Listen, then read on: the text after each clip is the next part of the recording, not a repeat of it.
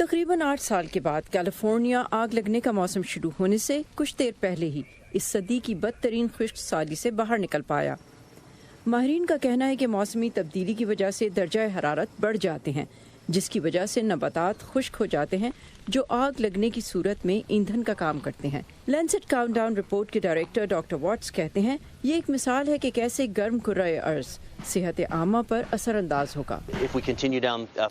اگر ہم اسی سمت میں چلتے رہے تو ہم نے پچھلی نصف صدی میں عالمی صحت عامہ میں جو پیش رفت کی ہے وہ ختم ہو کر رہ جائے گی۔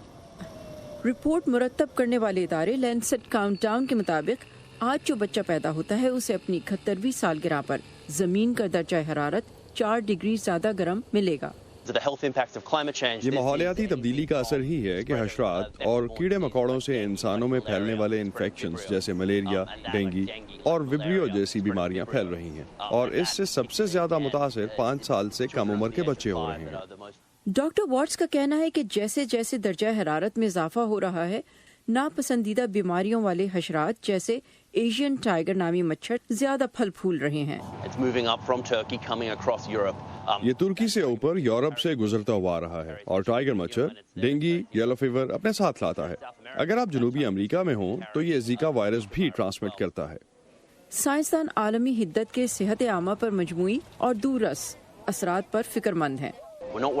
ہمیں صرف یہ فکر نہیں کہ گرمی دل اور گردے کی بیماریوں پر کیسے اثر انداز ہوگی، ہمیں ناقص خوراک کی پریشانی نہیں، ہمیں فکر ہے کمیونٹی اور آبادیوں کی۔ ہمیں فکر ہے کہ آج پیدا ہونے والے بچے پر اس کا کیا اثر پڑے گا، جب اس پر پیدر پہ حملے ہوں گے تو اس کی پوری زندگی کیسے متاثر ہوگی۔